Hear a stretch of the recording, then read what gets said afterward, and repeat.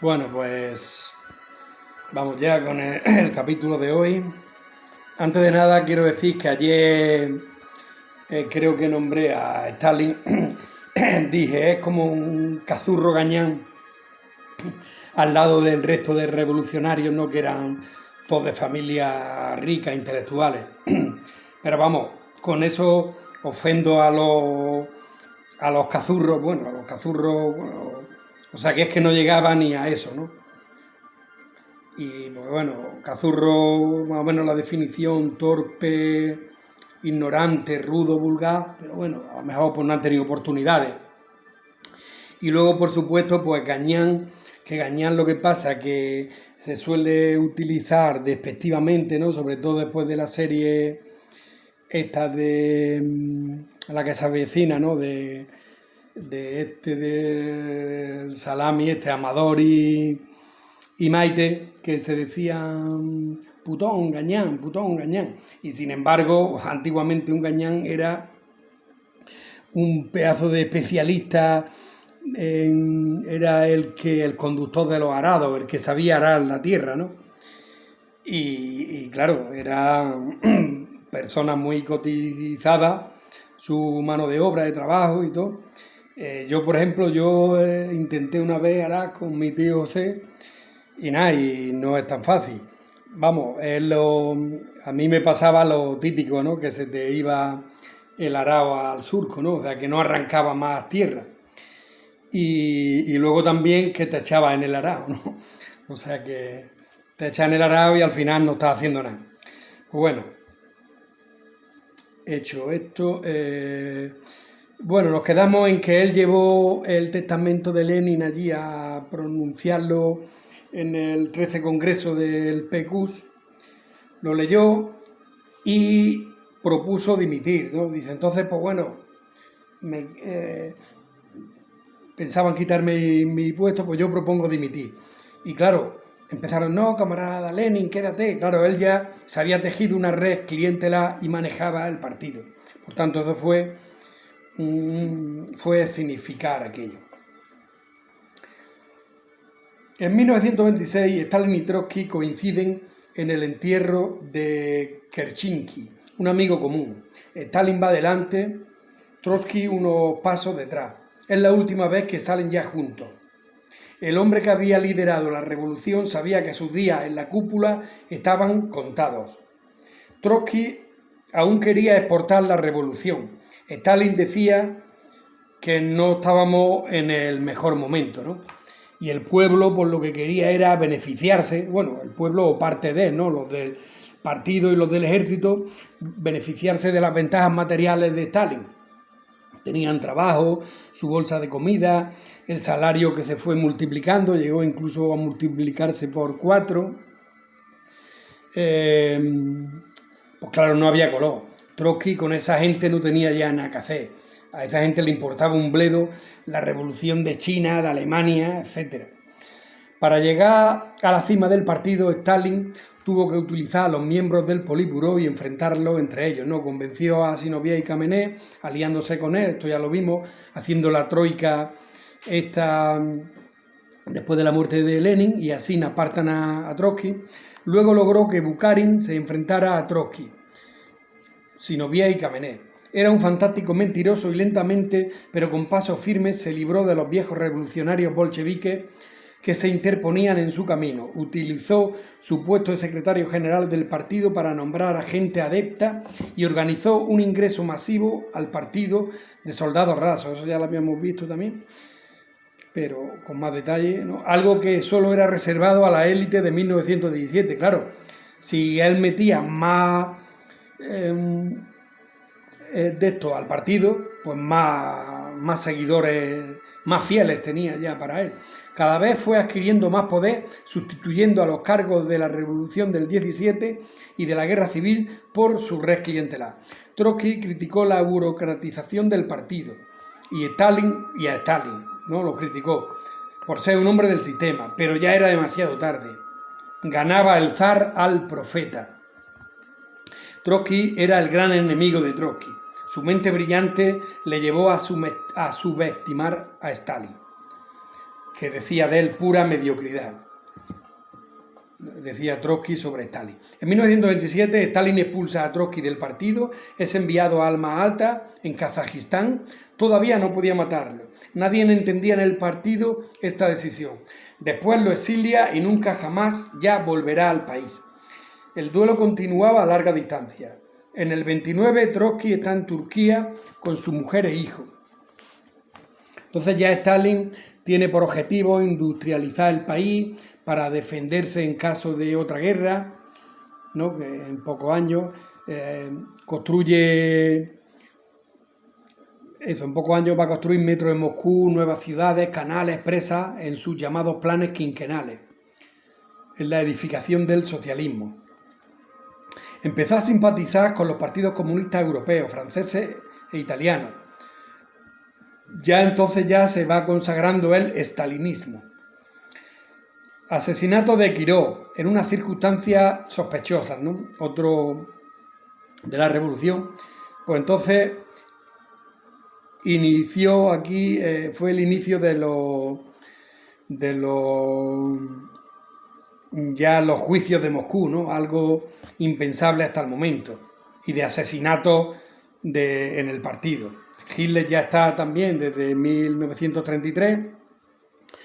Del 36 al 38 son los juicios de Moscú, Zinoviev, Kamenev, Bukharin. Estos juicios son adulterados y todos son condenados a penas de muerte y confiscación de todos sus bienes.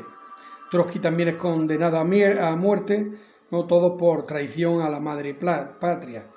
Trotsky desde fuera intenta revelar la verdad de los auténticos asesinos son los stalinistas. Eliminaron todos los referentes a Trotsky, tanto en libros, bibliotecas, relatos en la guerra civil. Lo intentan borrar a Trotsky de la historia, incluso lo eliminan de las fotos. Trotsky pide asilo a Francia y luego a Noruega. Creo que en España también Nin quiso recibirlo en Barcelona, ¿no? Entre el 36 sí, antes del 37, bueno, el 37 lo matan a él. Se fue volviendo un indeseable para toda Europa. Ningún gobierno quería comprometerse contra Stalin, ofendiéndole. Entonces México, de Lázaro Cárdenas, en Ciudad de México, en enero del 37, pues se fue allí. Creó la Cuarta Internacional y seguía estudiando los juicios de Moscú. También muere su hijo por una simple operación de apendicitis en Francia, en la mesa de operaciones. Trotsky no tenía duda. Creó el Boletín de la Oposición, donde seguía con sus actividades de crítica a Stalin y al Estado actual. Stalin, pequeño padre del pueblo, expresión reservada a los zares. Y bueno, vamos a ver un segundo. Como él hizo la Cuarta Internacional, pero voy a repasar un momento, aunque bueno, sí, tengo también esto, y no, todavía queda un poco. Bueno, sí, mañana salí. Las internacionales, recordad que la primera fue en 1864, la primera internacional. Jugaron un papel destacado Marx, Engels y Bakunin, ¿no? Estos dos últimos eran del anarquismo, que tras ser expulsan el anarquismo de la primera internacional, pues ellos desarrollarán su propia internacional en 1872. La segunda internacional es 1889, que esta asiste Pablo Iglesias, el fundador del PSOE. Engels terminó apoyando a los gobiernos de los países imperialistas, votando a favor de los créditos de guerra para la Primera Guerra Mundial. Separación entre socialistas, reformistas, socialdemócratas y los socialistas revolucionarios, que va a ser el germen de la Tercera Internacional.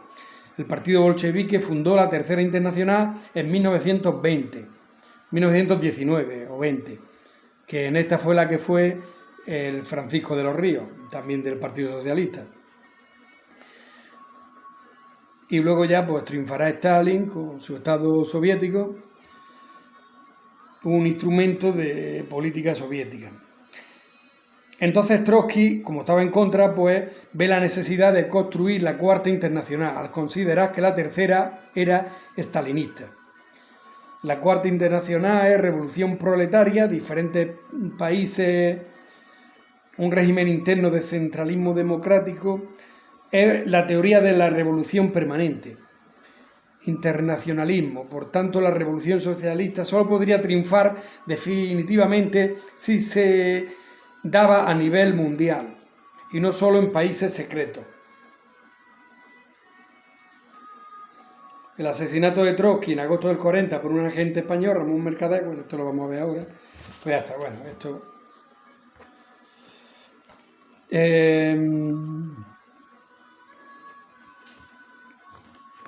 Pues habíamos visto que muere su hijo de una simple operación de apendicitis en París y Trotsky no tiene dudas de quién es el autor. Y esto, aunque lo vimos, lo de Ucrania, ¿no? Pues aquí está, lo tengo más detallado y además viene a cuento porque está explicado aquí, que Ucrania era el granero de Europa desde los griegos. Entonces Ucrania, como dije, llevaba 300 años en el Imperio Ruso. Con la guerra civil aprovecha para su independencia. Durante la guerra civil pues la devastan los rojos, incluso los aliados, Polonia, Alemania, Rumania. El nacionalismo emerge, ¿no? Como dijimos con Lenin, y la Iglesia incluso se separa, es ortodoxa también, pero se va a separar de la Iglesia de Moscú. En el 29 Stalin reprime el nacionalismo. Hace arrestos masivos en los años 30, intelectuales, sacerdotes, los manda a Siberia, luego también elimina o mete en las cárceles, que estos son los 100.000 que aparecen atados, ¿no? Cuando llega este Hitler, ¿no? En 1941, y que en las cárceles hay este espectáculo dantesco, que antes de que llegue Hitler, pues Stalin los mata, son 100.000, con las manos atadas a la espalda. Y entonces, entre el 32 y el 33, crea el Holodomor, la hambruna, que como dije hay una película, he estado buscando el enlace, yo lo he visto, pero no lo consigo dar con él. Creo que en español es Cosecha Amarga, y salen un par de actores importantes, y hay dos enlaces en los que se puede ver, uno en inglés subtitulado al español y otro en español latino, creo. Yo lo he visto y está muy bien, lo seguiré intentando y lo pondré ahí. Bueno, pues como dije, yo pensaba que esto era para que comieran los obreros de Moscú, pero no. Cuando decretó la colectivización, los campesinos proletarios pasan a ser obreros del Estado, campesinos con 26 acres, más o menos con 10 hectáreas, o que tuvieran algún asalariado, todo esto se nacionalizaba. Hay rebeliones que las aplastan, huelgas, queman las cosechas, antes de que se las lleven, las queman, no trabajan. Y con todo lo que se llevan, pues como dije, los soviéticos lo comercializaban en Occidente, ¿no? Después de lo que les sobraba de comer, mientras ellos morían de hambre. No dejaban ni siquiera que los agricultores vendiesen sus joyas para comprar el pan que ellos mismos habían producido. Había madres campesinas que arrojaban sus hijos cuando paraba el tren, los metían en el tren para que allí les tiran de comer. Luego se comían a los perros, incluso casos de canibalismo. Todo esto pues se ha negado hasta casi nuestros días. Había carros recogiendo cadáveres y los enterraban en las afueras. Hay unos testimonios espeluznantes, como digo, sobre 10 millones, unos 1.000 al día.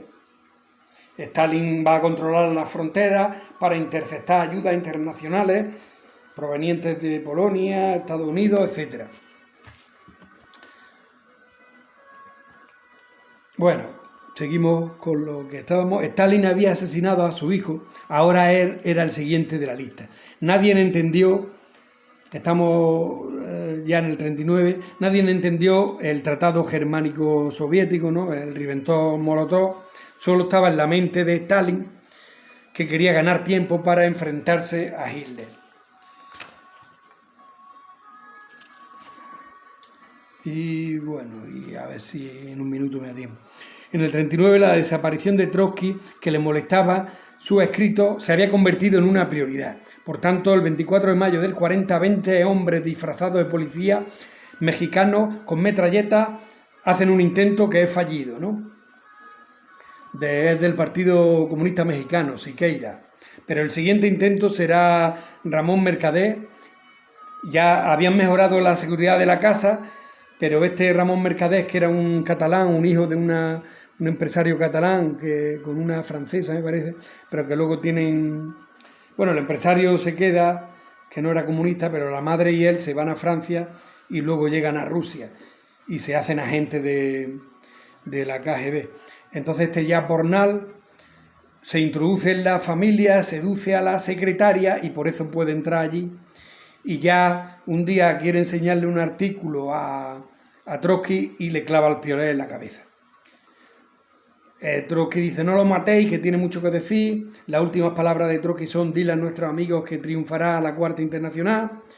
Este va a estar 20 años en la cárcel, Ramón Mercader, y a los 20 años vuelve a Rusia, en el 60 más o menos, como héroe, aunque ya no estaba, era Nikita Khrushchev y Nikita estaba desestalinizando, pero en fin, llegó como héroe nacional. Y bueno, pues no le fue suficiente eliminarlo políticamente, sino que el zar tenía que ajustar cuentas con el profeta y dejar patente el inmenso poder de Stalin, matar a miles de kilómetros. Al final ocupará un lugar junto a Churchill y Roosevelt como salvador del mundo, creándose un lugar para él en la historia. Bueno, y ya hoy sí es verdad que me he colado.